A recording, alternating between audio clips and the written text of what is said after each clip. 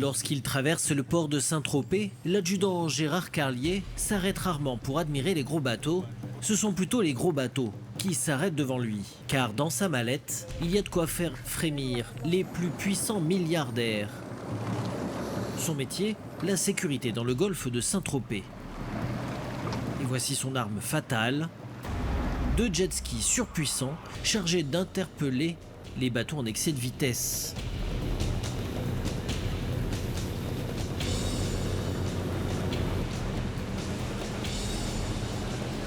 Gérard et les jets se positionnent. Ils ne vont pas attendre longtemps avant de repérer une première infraction. Voilà, ouais.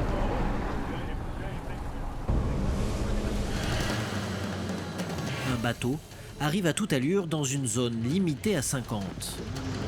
Un jet se lance immédiatement à sa poursuite, grâce à leur moteur de 185 chevaux qui peuvent dépasser les 100 km/h. Dans les vagues, ils sont aussi rapides que les embarcations les plus puissantes.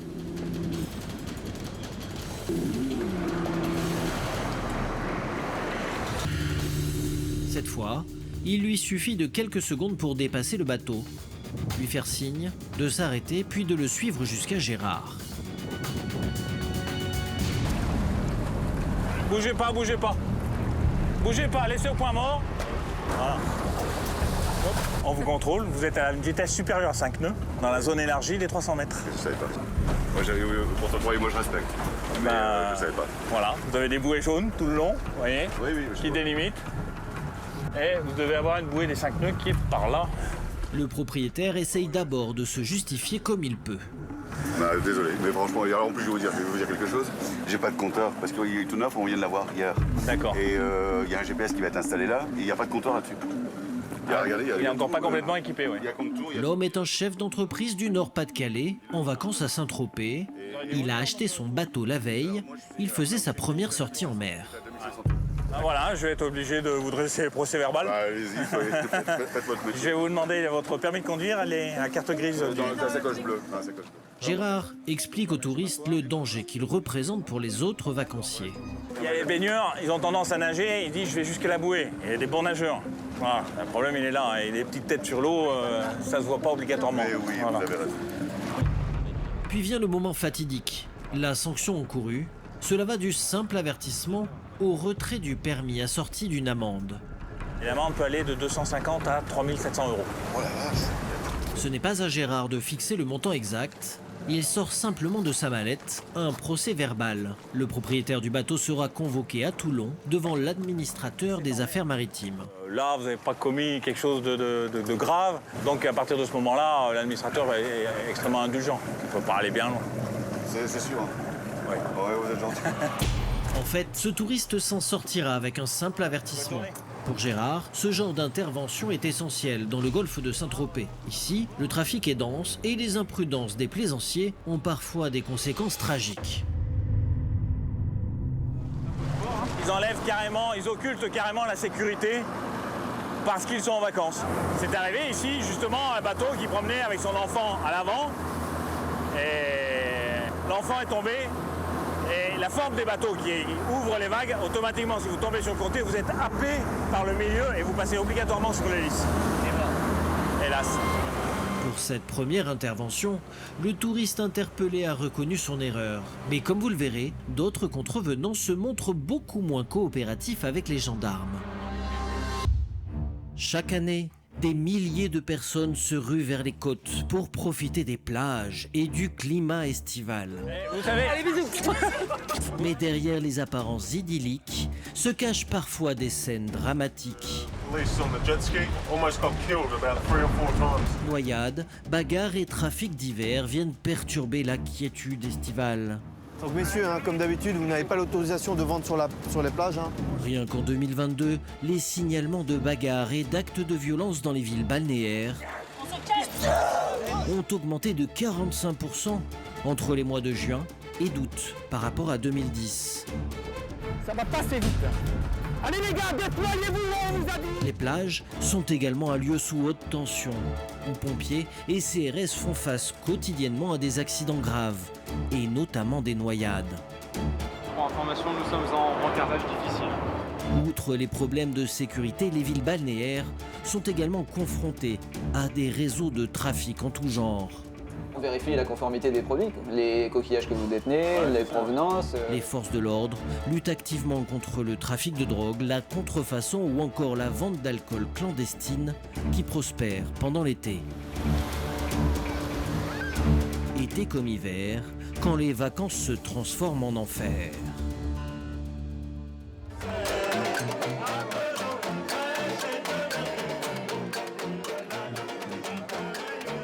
C'est le 13 juillet sur la Côte d'Azur.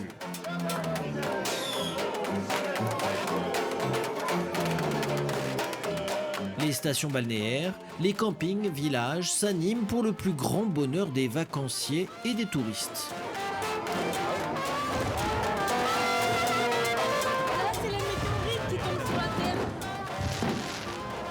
terre. Un peu à l'écart de la foule, les gendarmes de la compagnie de Cannes sont déployés sur le terrain les 13 et 14 juillet. Premier gros rendez-vous de l'été. Il arrive que les festivités dégénèrent en mouvement de foule ou en bagarre. À Théoul-sur-Mer, le bal populaire a attiré du monde. Certains consomment de l'alcool sans modération. Non loin de là, une altercation vient d'être signalée à la sortie d'un bar. Les gendarmes doivent intervenir le plus vite possible.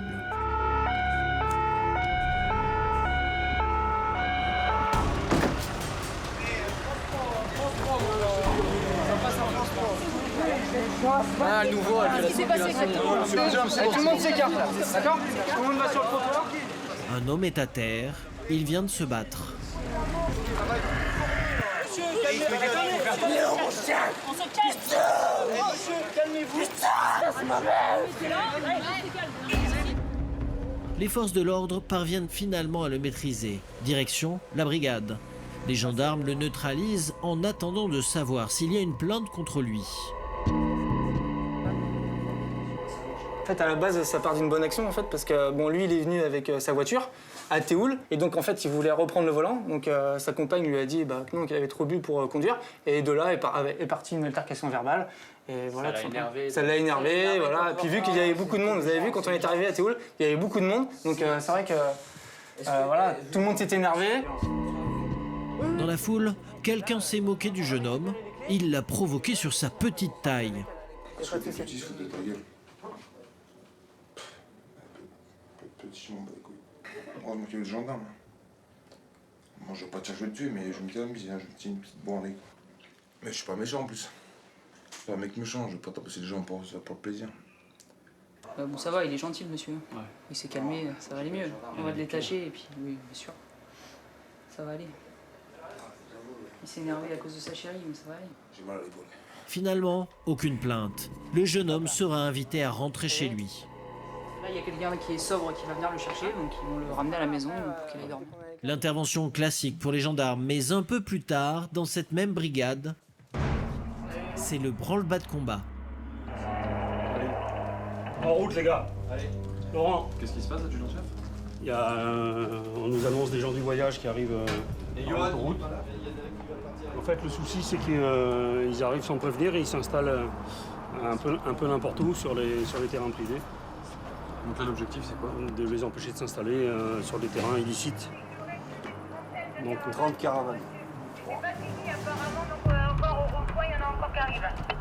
Comme ils sont beaucoup, donc pour l'instant, ils vont commencer à fouiller le passage. Antoine Laurent, c'est où, Lolo? À ce moment-là, les gendarmes n'ont qu'un indice. La sortie d'autoroute que les gens du voyage ont empruntée. Leur défi, deviner quel terrain ils ont repéré et arriver avant eux pour les bloquer.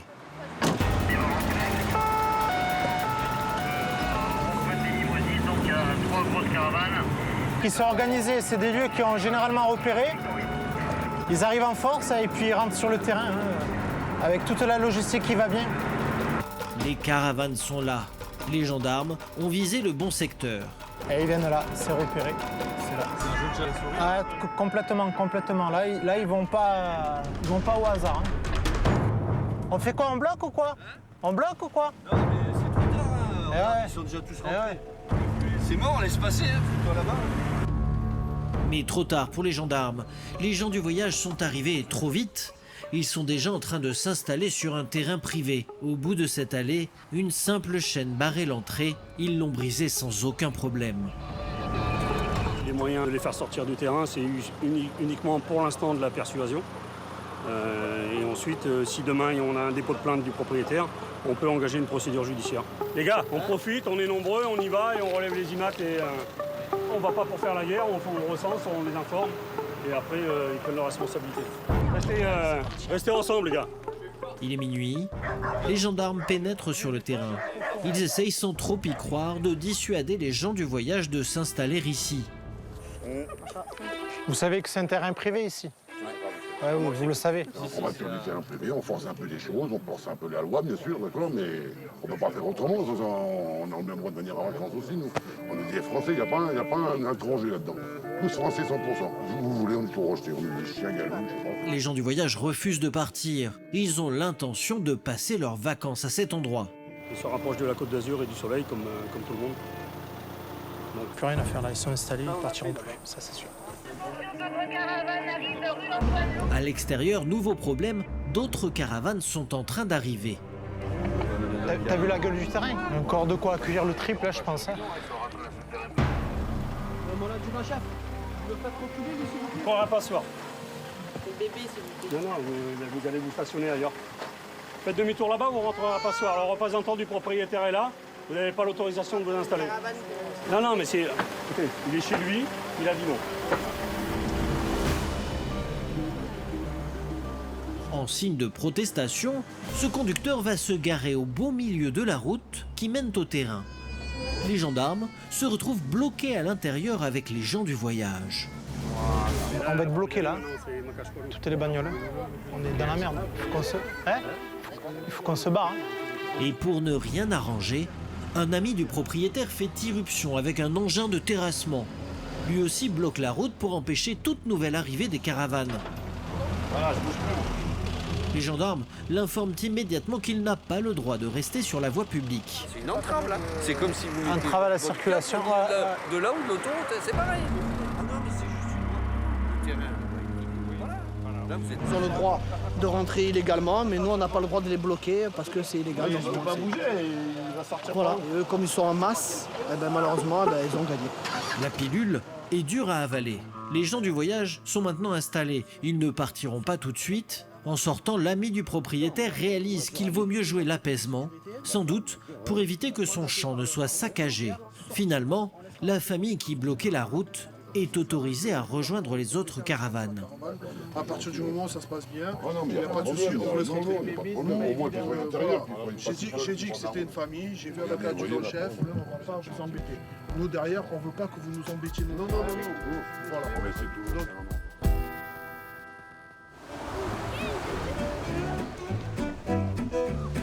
à quelques kilomètres de là, et tout près des plages de Cannes, un bâtiment flambant neuf. Il abrite la base hélicoptère. À l'extérieur, l'appareil 645 de la sécurité civile est disponible 24 heures sur 24. Toujours prêt à voler, au secours des blessés et des disparus. Il leur arrive même d'intervenir en mer et sur des bateaux en perdition. Mais voici leur terrain de prédilection, les massifs montagneux qui dominent la Côte d'Azur. Donc comme vous pouvez le constater, la zone montagneuse est assez rapidement atteinte. Depuis la plage, on aperçoit tout près les premiers reliefs. Les secouristes en montagne y sont appelés régulièrement pour des situations d'urgence. Ce jour-là, justement, ils sont appelés par un touriste témoin d'un accident. Une femme vient de se casser le genou en faisant du canyoning. Elle est immobilisée au fond d'une gorge. Totalement inaccessible par la route, seul moyen de l'évacuer, l'hélicoptère. Température extérieure, on a compris. Direction le canyon de l'enfer, à quelques kilomètres de Nice.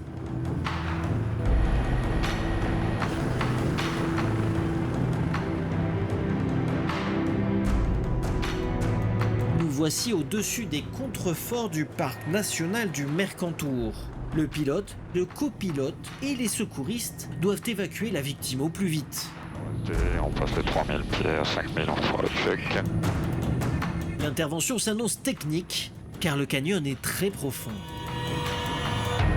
Le secouriste Jean-Pierre Gentil se concentre.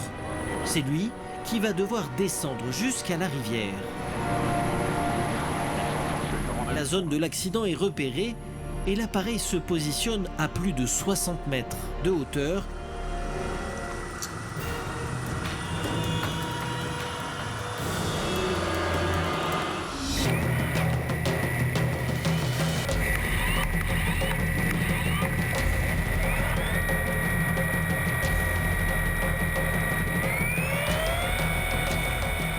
Et 60 secondes plus tard, Jean-Pierre pose le pied au sol. Il part immédiatement à la rencontre de la victime. C'est ma soeur.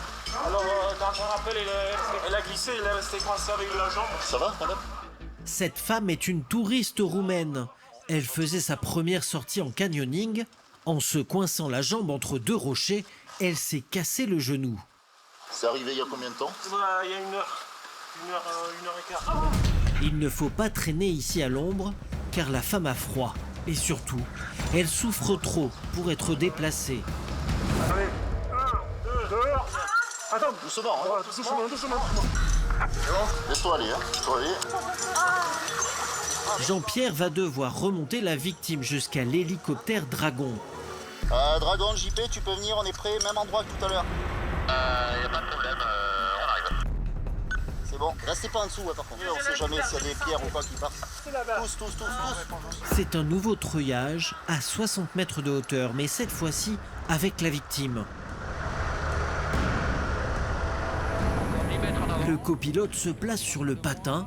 Il joue alors un rôle majeur. Il doit guider son collègue pilote pour que le treuil arrive exactement au bon endroit. Là, on est vertical. On est bien là. Voilà, ok. Maintenant, tu viens 3 mètres, même pas 2 mètres à gauche. Vas-y, à gauche. 2 mètres. La précision est millimétrique. Le secouriste n'a qu'à tendre la main. Top, tu t'arrêtes comme ça. On est pas mal. Voilà, il est à 1 mètre. Bien, il va l'attraper. Ok, il a attrapé le crochet.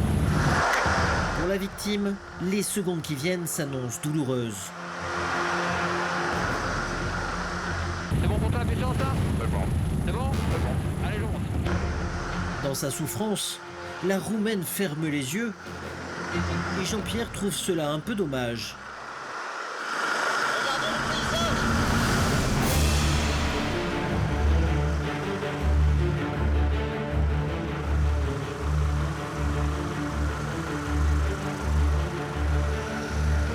Retour à bord. Mission accomplie pour Jean-Pierre, la victime est soulagée. Dans une cascade. Non, un rappel. Il ne reste plus qu'à la transporter jusqu'à Nice.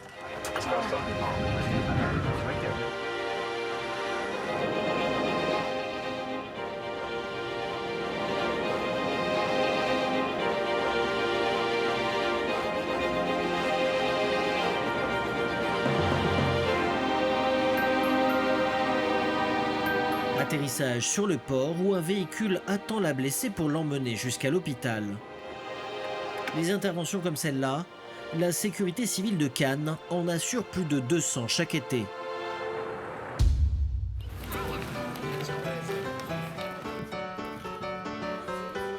À Saint-Tropez, l'ambiance est plus détendue. Gérard Carlier, l'adjudant de la brigade nautique, s'apprête à repartir en mer. Dans le village, son uniforme ne passe jamais inaperçu. Bonne journée, je vous en prie. En gros, on fait partie du lot des gendarmes de Saint-Tropez. C'est toujours mythique, ça, c'est obligatoire. Alors une petite photo à côté d'une voiture et tout. On peut pas refuser aux gens, ça leur fait plaisir. Et puis bon, c'est la bonne humeur, c'est ça, le but. Le plaisir et la bonne humeur, Gérard ne croit pas si bien dire. L'intervention qui l'attend dans le golfe de Saint-Tropez va être plus agréable que d'habitude. Les gendarmes aperçoivent un bateau en excès de vitesse dans la bande des 300 mètres.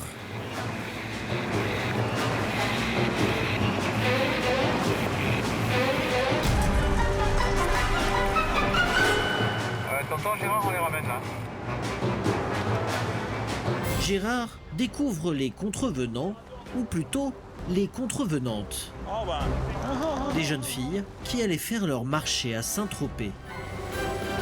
Bonjour. Désolé, hein, mais voilà, je vais monter à bord. Je vais monter à bord. Bonjour. Le bateau arrive à 20 nœuds au lieu de 5. Un gros excès de vitesse qui peut coûter très cher. Gérard informe les filles que la sanction va du simple avertissement au retrait de permis avec une éventuelle amende comprise entre 250 et 3700 €. Elles vont alors tout faire pour éviter le procès verbal. Vous nous aviez pas vu non plus? Non, si, on n'avait pas vu. Vous êtes bien rentré dans la bande des 300 mètres, à plus de 5 nœuds? On n'avait pas vu que c'était vous. Hein. D'accord. On est rentré un peu vite, mais on a décéléré là parce que j'ai fait passer un bateau, donc vous n'avez pas vu. Gérard demande les papiers d'identité et les filles commencent l'air de rien à jouer de leur charme. Oh, je suis pas belle là? Mais exactement. Donc je vais vous prendre un petit mot pour l'infraction. On va pas pleurer. Hein. On se dit quand même que là, que des filles souriantes. Quand on est des filles souriantes, on peut aller à n'importe quelle vitesse. Bah non, ça on sait que c'est pas bien. On n'a pas dit ça. On essaye de s'en sortir. On essaye de nous piéger. Les filles abattent une deuxième carte et voilà le temps de l'apitoiement. Votre profession? Je suis sans profession. Chômeuse. Chômeuse de longue durée.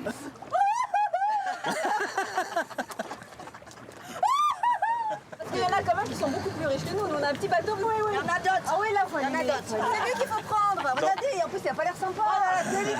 Allez. Et nous, pourquoi nous? Il vous a déconcerté. Et le numéro de charme n'est pas fini. Légèrement supérieur. Je le referai plus. Viens comme ta fessée. Voilà. En 24 ans, c'est la première fois. Allez, vas-y, Nat. Cette fois-ci, Gérard commence à craquer. Gérard, les gens, ils réagissent souvent comme elle. Ah non, j'aimerais que ça soit tout le temps comme ça. En plus, en charmante compagnie et tout, non. Gérard, vous êtes très sympa aussi. C'est le rêve du métier, ça. Les filles tentent alors le tout pour le tout. Elles proposent à Gérard de lui racheter un paréo au marché de Saint-Tropez. Quelle couleur vous aimez? Le bleu vous a ravi. Même s'il n'est pas insensible à l'humour des jeunes filles, Gérard reste professionnel jusqu'au soir. Je pilote m'appartient. Nous sommes 6 à bord. Je reconnais que je rentrais à une vitesse supérieure à 5 nœuds dans la zone élargie des 300 mètres et que j'ai ralenti 50 mètres après. Voilà. Les filles s'avouent vaincues mais restent bonnes perdantes. Voilà. Est-ce qu'on peut vous faire un bisou? Je vous invite à être plus prudente. Ouais. Bisous, Gérard. Allez. Merci pour tout. Et vous savez, allez, bisous. Vous savez que je suis marié. À bientôt. Si mon épouse voit ça, je suis foutu. Merci. À bientôt. Merci. Hein. Et toute cette joyeuse bande s'en sortira bien. Gérard proposera finalement aux affaires maritimes de classer le dossier sans suite. Elles recevront un simple avertissement. Je pense que c'est plus une faute d'inattention que de volonté de faire une infraction, quoi. Ce genre d'intervention, il aimerait en faire plus souvent. Non, ouais, c'est vrai que c'est sympa, quoi. Des contrôles comme ça, on fait tous les jours. Tous les jours, au milieu de ces dizaines de milliers de touristes venus profiter de l'océan Atlantique, les sauveteurs veillent, prêts à intervenir à la moindre alerte. Et justement ce matin-là, Julien et son équipe sont appelés pour une intervention d'urgence. Une sauveteuse informe Julien qu'une jeune fille de 11 ans est portée disparue depuis 20 minutes.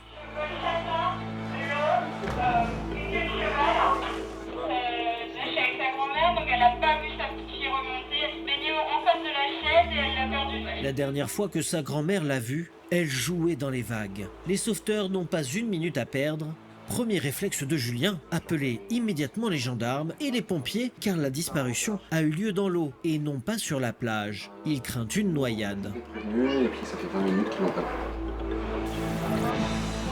La mission des sauveteurs est compliquée car la description est assez commune. Les enfants en maillot de bain noir, ce n'est pas ce qui manque. Les sauveteurs scrutent l'océan pour retrouver la fillette. C'était elle ? La grand-mère aussi cherche désespérément sa petite fille.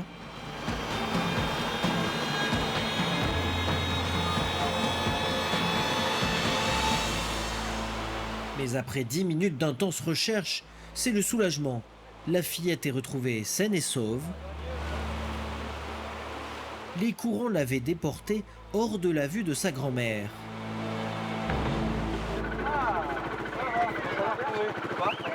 Rechercher des enfants perdus, c'est le quotidien de Julien et de son équipe.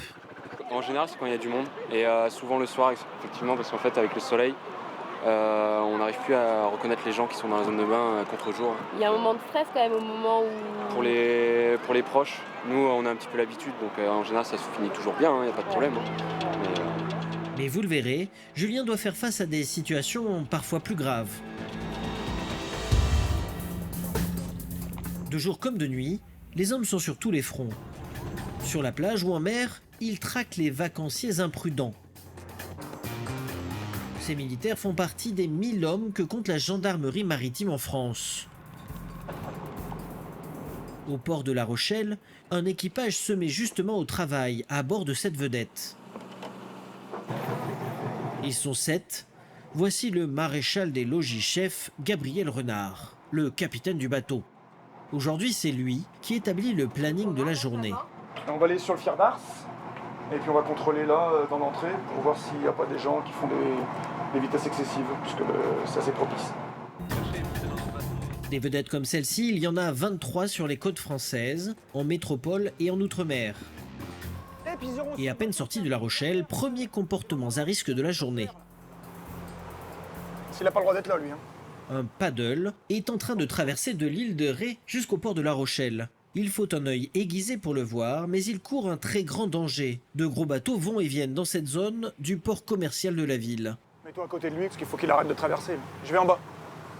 En s'approchant du vacancier imprudent, les gendarmes découvrent alors qu'il s'agit d'une jeune femme. Donc vous arrivez de la plage, là? Ah ouais, mais c'est pas bon.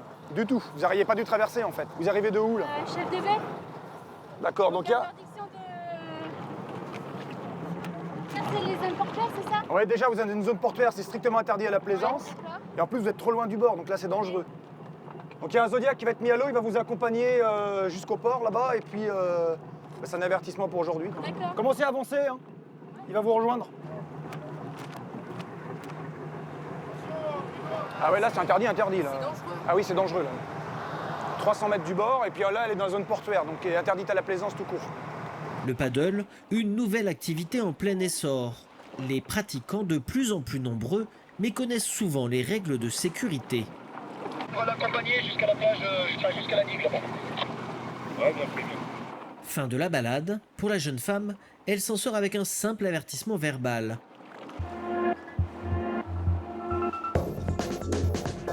Et lorsqu'avec leurs jumelles, les gendarmes repèrent une situation dangereuse, ils partent aussitôt en Zodiac pour pouvoir accoster plus facilement.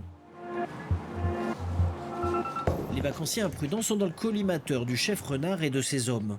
Les excès de vitesse des bateaux et autres engins des mers, un danger majeur de l'été, car les risques de collision avec des baigneurs sont permanents. Monsieur, dame, bonjour, la gendarmerie maritime. Alors, la baignade est autorisée, il n'y a pas de problème. Par contre, la prudence, vous dirais de ne pas rester, vous êtes juste à côté de la sortie du chenal. Voilà, donc, si vous pouvez vous écarter un petit peu, ça évitera que si un bateau qui ne vous voit pas, vous ramasse, quoi. Voilà, bonne journée, messieurs, dames. La chasse aux imprudents reprend. Allez, armez là. Il n'en a pas l'air, mais ce bateau qui tracte une bouée va beaucoup trop vite. Il est à moins de 300 mètres des côtes et sa vitesse ne devrait pas excéder 5 nœuds, soit 9 km/h. D'après les gendarmes, il va bien plus vite. La plage est à proximité, ils ne peuvent pas le laisser continuer comme ça. Ils le rattrapent immédiatement. Bonjour. Vous êtes dans un chenal, oui, mais vous savez que c'est limité à 5 nœuds. Sur ce petit Zodiac, un père et ses 2 fils partis pour faire de la bouée tractée. Ça reste un chenal d'accès, donc il est à 300 mètres, et vous avez des baigneurs qui peuvent malgré tout traverser en nageant donc, le chenal d'une plage à l'autre. Donc à partir du moment où il y a un excès de vitesse, ça reste toujours dangereux. Il était à combien là Aux alentours de 10 nœuds au lieu de 5. Mais pas de radar à bord, c'est uniquement au jugé que les gendarmes procèdent. Donc vous saviez que la réglementation prévoyait 5 nœuds alors, dans le chenal? Oui. Particularité des gendarmes maritimes, Les auditions peuvent se faire en pleine mer sur le bateau. En fait, c'est un peu surprenant. Alors, vous avez le droit de quitter à tout moment donc, les locaux où vous êtes entendu. Donc là, actuellement, vous êtes entendu ici. Donc à tout moment, vous pouvez me dire que vous ne voulez plus être entendu, vous voulez partir et rentrer chez vous. La balade du père et de ses fils va durer un peu plus longtemps que prévu. Je vais en avoir pour un petit moment quand même. Je vais attendre de vous auditionner. Et sans ordinateur, retour à la bonne vieille méthode. Un stylo papier. Dans un premier temps, je vais vous notifier vos droits. C'est l'article 61-1 du CPP. Le prénom de votre père. Nom de jeune fille de votre mère. Si l'homme doit répondre à tout cela, c'est qu'il a commis un délit. Et le budget de ses vacances pourrait s'alourdir à cause de la demande maximale. Le maximum, c'est 3 750 €. Ça coûte très cher, en fait, sur l'eau. Ça peut coûter très cher.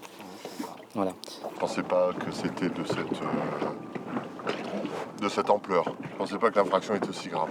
Une infraction grave, sanctionnée par une semaine de retrait de permis. Mais ce retrait n'est pas immédiat. Il ne sera prononcé qu'à la rentrée. Le père de famille va donc pouvoir encore tranquillement naviguer tout l'été. Mesdames, au revoir. Si la Charente-Maritime attire autant de monde, c'est aussi pour ses 500 km de côte. À certains endroits, c'est une véritable réserve géante de crustacés. Problème, des touristes inconscients pensent pouvoir se servir à volonté. Cette pratique est pourtant strictement réglementée. Le major et ses hommes de la gendarmerie maritime patrouillent tout l'été pour rappeler à l'ordre les contrevenants. Et justement, ces touristes ont des paniers pleins de palourdes de beaucoup trop petite taille. La taille à l'heure actuelle, pour ce site-là, c'est minimum 3,5, 4 cm. Ça, c'est des bébés en fait. On appelle ça des juvéniles. Et ça, dans 2-3 ans, ce sera consommable. Il existe une réglementation stricte sur cette île. Interdiction de pêcher les palourdes qui font moins de 3,5 cm sous peine d'amende. Autre règle souvent ignorée, il ne faut pas ramasser plus de 5 kg de coquillages. On est indulgent aujourd'hui parce que ce sont des infractions. Oui, il nous a dit le moteur. Ce couple de touristes a trié les palourdes en laissant aux plus petits une chance de devenir adultes. C'est le problème de l'été. Voilà. Les gens, tout ce qu'ils trouvent, ils le ramassent. Bon, ceux-là ont la sagesse d'aller faire le tri un petit peu après. Inlassablement, les gendarmes sensibilisent les vacanciers à l'écosystème qui les entoure. Des patrouilles de gendarmerie sur la plage qui se font dans la bonne humeur. Très bien. Bon, c'est bien, impeccable. Bon appétit. Faut les faire cuire, Oui, c'est pour mon papa. C'est pour ton papa, c'est gentil. Tu sais comment ça s'appelle, ceux-là, là? Ces coquillages, là? Oui, c'est des chapeaux chinois. Des chapeaux de gendarmes. Des chapeaux de chinois, c'est bien, t'as raison. Mais Pascal Cuer et ses hommes sont parfois moins conciliants. Dans leur ligne de mire, les marchés et les restaurants. Car sur le littoral, les gendarmes maritimes contrôlent la provenance et les conditions de stockage des poissons vendus aux touristes. Il leur arrive de retrouver des produits pêchés illégalement et surtout impropres à la consommation, avec un risque d'intoxication pour les consommateurs. Aujourd'hui, c'est plutôt du côté des restaurants qu'ils ont du travail. Nous sommes dans une station balnéaire très fréquentée de la côte charentaise. Oui, il y a l'arrêt et 10 kg de moules. Les moules de bouchot. C'est ça. 2 x 5. C'est ça. C'est bon.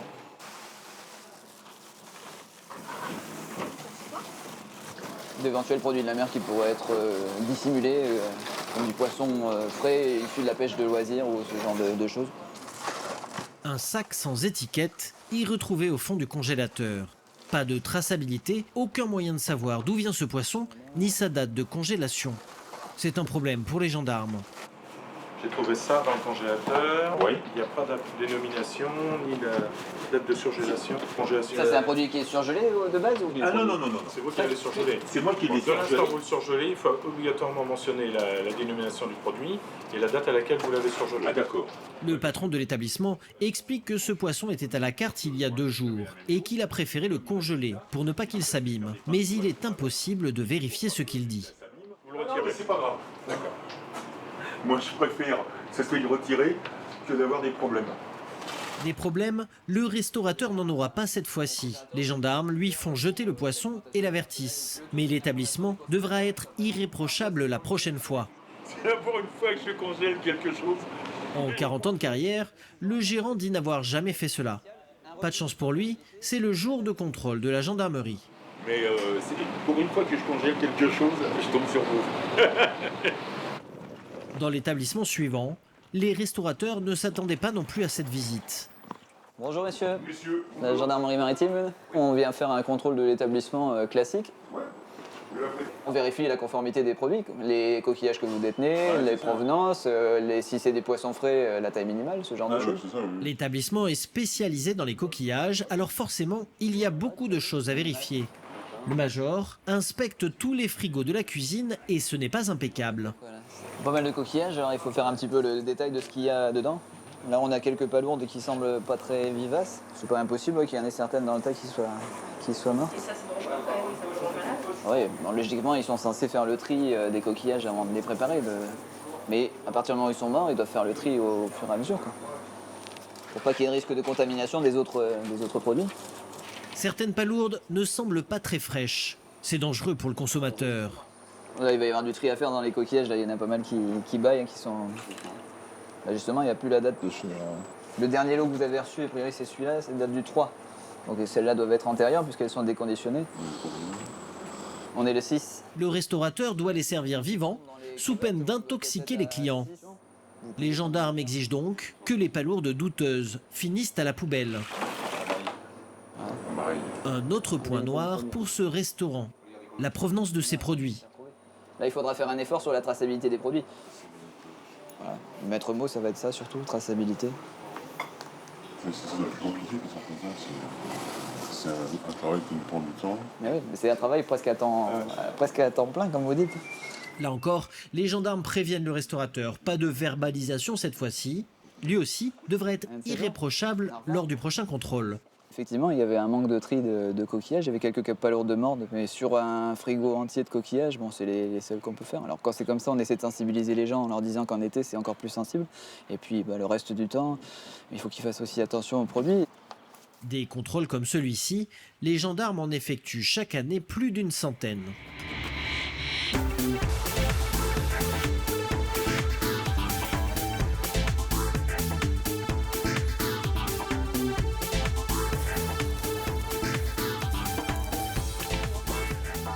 Les gendarmes ont décidé de cibler les vendeurs à la sauvette. Rose, je suppose que vous n'avez pas d'autorisation pour vendre? Ah voilà, comme d'habitude. Ouais. Donc pareil, hein, comme d'habitude, vous allez prendre la route, là, le chemin, et puis vous allez partir. Hein, je vais aller chercher votre collègue aussi là-bas. Là. En à peine une demi-heure, 4 hommes sont contrôlés sans autorisation de vendre sur la plage. Ouais, ce serait pour noter l'identité d'une personne qui vendrait à la sauvette, là, sur le bord de mer. Les gendarmes s'en tiennent à un contrôle d'identité et un avertissement. Donc messieurs, hein, comme d'habitude, vous n'avez pas l'autorisation de vendre sur les plages. Hein. Vous ne venez plus, vous? C'est fini. C'est fini. Bon, c'est parfait alors. Les vendeurs assurent qu'on ne les y reprendra plus. Mais ils repartent sur la plage, au nez et à la barbe des gendarmes. Et vous ne repartez pas par là, vous partez par là?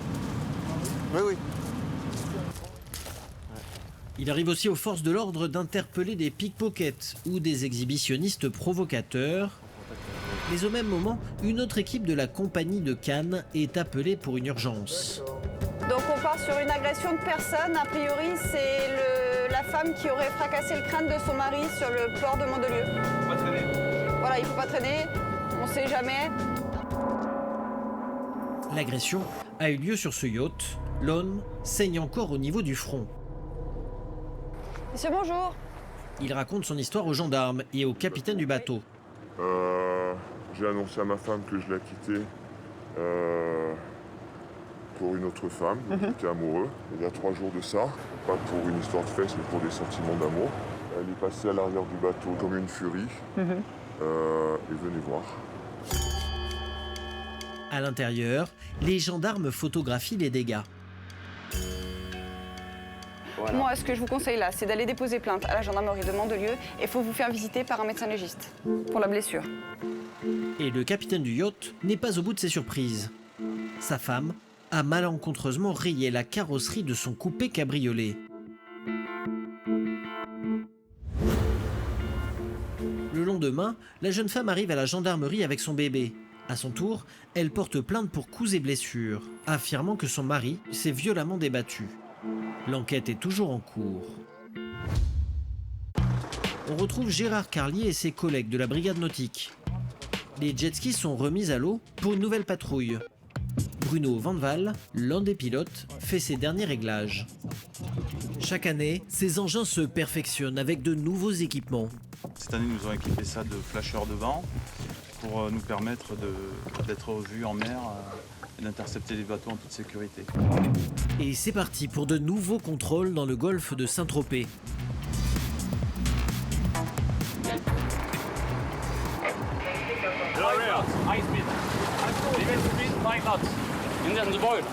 Ce bateau a fait un petit excès de vitesse.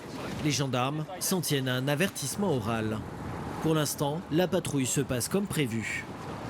Bruno de Gérard. Bruno sur son jet ne répond plus.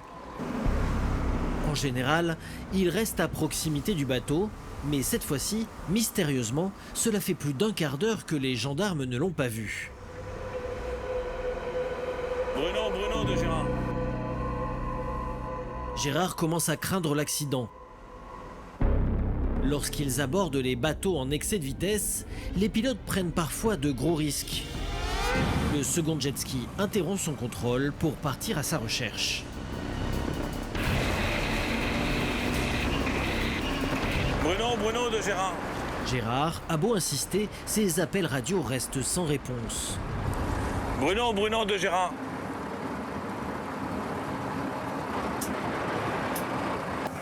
Ah, attends, il y a Thierry qui revient. Le second jet ski est de retour. Mais Bruno reste introuvable. Il demande à la capitainerie si des fois il se reporte.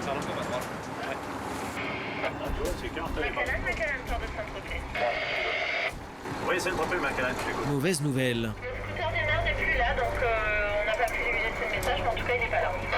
Je te remercie.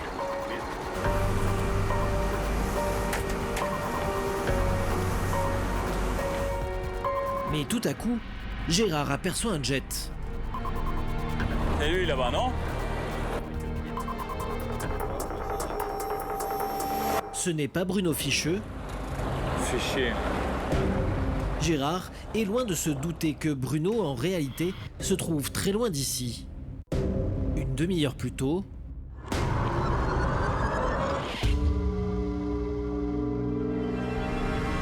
Bruno patrouille dans le golfe de Saint-Tropez. Nous avons installé une caméra sur son casque. Il repère un bateau puissant, en gros excès de vitesse.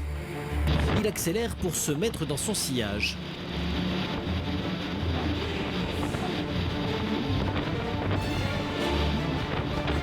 Son GPS marque 49, soit 75 km/h.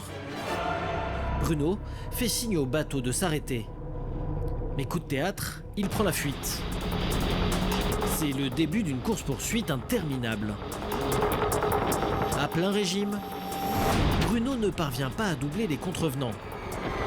Le bateau longe la côte à 200 km/h. Les vagues sont dures comme du béton. Bruno encaisse les chocs, il ne veut pas lâcher prise. Après 14 minutes d'une course folle, les fuyards arrivent devant la plage de Pamplonne et finissent par s'arrêter. Vous parlez français? À bord, 2 jeunes Australiens. Ok. Comment il venait? Listen to me. Ils travaillent pour un millionnaire qui a stationné son yacht à Pamplonne. 40 knots in the bay. How many knots in your boat? Les 2 jeunes contestent leur excès de vitesse. Bruno change de ton. No, not, mister. No, because I come to you, Saint-Tropez, and when you go out to Saint-Tropez, it's 40 knots. No, it's not true. No. Mais les Australiens refusent de suivre Bruno. No, listen to me. It's gendarmerie. Come with me. Devant une telle détermination, les 2 jeunes gens finissent par obtempérer. Bruno les oblige à retourner jusqu'à Saint-Tropez. Sur le trajet, dans l'autre sens, sur plus de 15 km effectués, Gérard peut enfin reprendre contact avec Bruno. Ouais, écoute, on t'attend là-bas à la capitainerie de Saint-Tropez. Si, j'arrive. Ah, il va bien? Ouais, il va bien. Soulagé? Ouais. Ouais, tout à fait. Il va devoir maintenant verbaliser les deux Australiens. Et vous allez voir que cela ne va pas être une partie de plaisir. Retour au port de Saint-Tropez.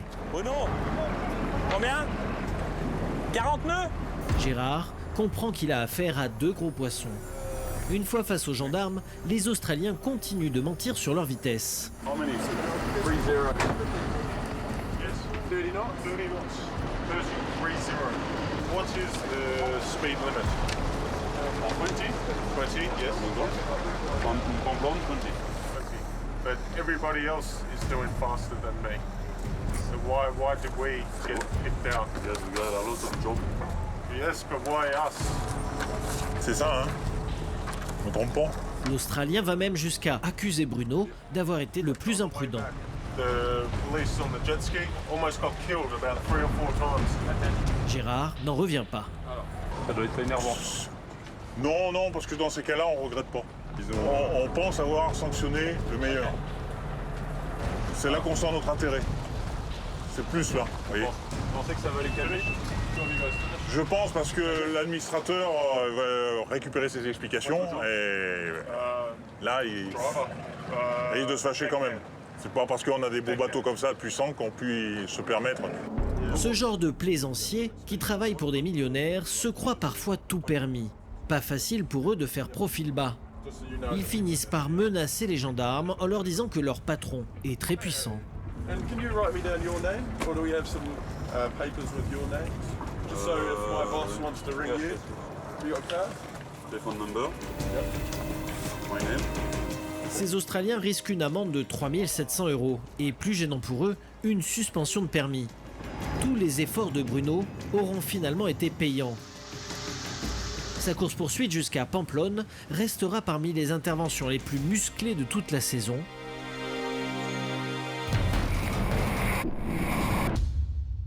Mais retour sur la terre ferme avec la compagnie de Cannes, Vous allez voir de toute façon. où nous découvrons Yann Leroux, un gendarme pas comme les autres. Pendant 5 ans, il a été au plus près de Jacques Chirac. Il était dans son équipe de sécurité rapprochée. Bah, pratiquement tous les jours, on se voyait, hein. Tous les jours de service, on se voyait. Hein. Que ce soit à l'Élysée ou à Brégançon, lorsqu'il était à sa résidence de vacances. Dans beaucoup de monde, beaucoup de gens, que ce soit le milieu militaire ou le milieu politique ou même le showbiz. C'est une super période. Aujourd'hui, il a un travail sur la côte, à la brigade de Cagnes-sur-Mer. Ce jour-là, comme d'habitude, les interventions s'enchaînent. Accident dans une piscine, contrôle routier, vol de scooter, les répits sont de courte durée. Si on veut revenir, c'est un prix à payer. On revient sur la côte, on est bien, mais on a des unités qui sont un peu spéciales. Mais Yann est appelé cette fois-ci pour un cambriolage. Ouais, bien sûr. Cette femme a reçu une visite indésirable à 2 h du matin. Et en plus, j'étais en larmes, tandis que là, j'ai des copains, alors ça va mieux. 4 h du matin. Vous serez rentré par où alors, vous dites? Écoutez, d'accord. Ok, bah par là. De toute façon, les cambrioleurs ont sans doute sauté par-dessus la carlingue. Ils ont tout cassé, alors moi, j'avais pas compris. Il était baissé complètement? Non, il était complètement, ils l'ont enlevé et complètement retourné. Ok, et est-ce que quelque chose a été volé chez vous? Rien du tout, ils sont pas rentrés. Ils ont peut-être... Ah, ils ont dû être dérangés par quelqu'un alors. Par le chien, monsieur. Par le chien, très bien. Alors là, très bien. Bravo. C'est bien, bah vous voyez, ça sert à rien d'avoir un gros chien énorme, ça suffit. Non. Très bien, c'est bien, t'as fait ton boulot. Heureusement, Fripouille montait la garde. Mais pour cette femme qui habite sa résidence avec piscine depuis 7 ans, la coupe est pleine. Ça fait 4 fois que je suis cambriolée. J'en ai marre. Ah ouais, je comprends, oui. Les cambriolages sur la Côte d'Azur sont un délit extrêmement courant. La richesse et les belles villas attirent les malfaiteurs. Sur la seule compagnie de Cannes, il y en a 700 chaque année.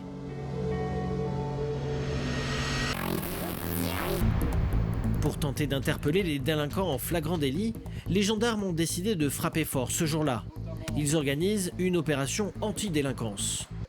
Tous les effectifs sont mobilisés et tous les moyens sont déployés. On a une forte pression au niveau des cambriolages depuis le début du mois. Donc très important pour chacun de vous d'être attentif, vigilant, curieux. L'opération vise aussi à faire de la prévention auprès des habitants. Je rappelle que la plupart des cambriolages ont lieu en présence des occupants. Donc bien leur dire que même quand ils sont là, ils ne sont pas en sécurité, il faut qu'ils prennent un certain nombre de précautions. Hein, notamment quand on est à la piscine, on ne laisse pas la porte d'entrée ouverte et la porte du portail ouverte, quoi. Les gendarmes ont choisi d'encercler un quartier sensible.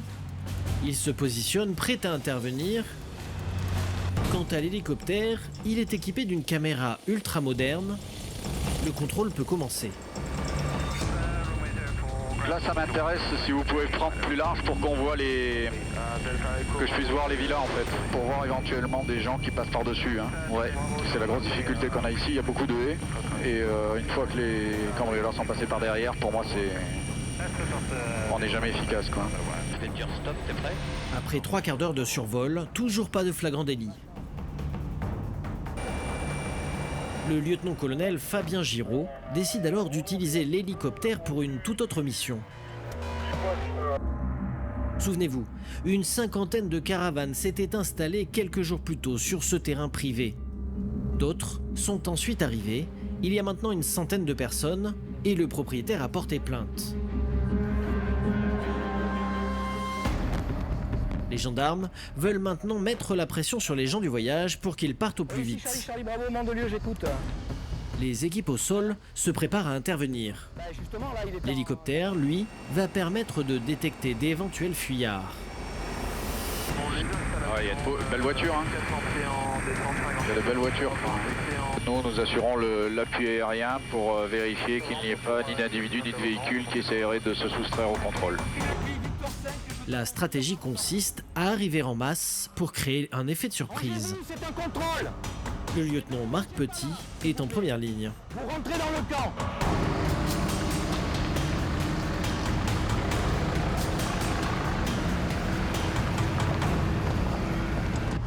Ils sont où tous les autres là? Moi ça va pas assez vite. Ça va pas assez vite. Allez les gars, déployez-vous, on vous a dit. Les gendarmes sont là. L'information fait le tour du camp en quelques secondes. L'hélicoptère surveille le pourtour du terrain. Pour l'instant, personne n'essaye de fuir. Cet homme court vers une sortie du camp. Immédiatement, les gendarmes l'empêchent de sortir. Chaque personne est contrôlée et informée de son infraction au code pénal. Non mais là ils sortent pas les gens. Est-ce que vous la connaissez cette loi, comme quoi vous n'avez pas le droit de vous installer? Parce que là, malheureusement, les caravanes, c'est à vos noms, donc c'est vous qui en êtes responsable de ces caravanes. Donc vous n'êtes pas au courant, vous la connaissez pas la loi. Les gendarmes le répètent encore et encore, il faut partir. La meilleure chose à faire, c'est de libérer le terrain. Organisez-vous et puis ne traînez pas. Ok. Il parle de saisir les véhicules, hein, sur ce cas. Ouais. Oui. Je sais pas. Et ça, vous comprenez que quand on dépose pas? Bah oui, ben, on va faire. S'il veut pas, il veut pas. Bon, je trouve la commune, elle nous trouve intérêt quand même. Tous les papiers sont en règle et les gens du voyage se montrent coopératifs. La tentative des gendarmes se soldera par un échec. Les gens du voyage continueront d'occuper ce terrain tout l'été. Une solution sera trouvée très rapidement. Voilà.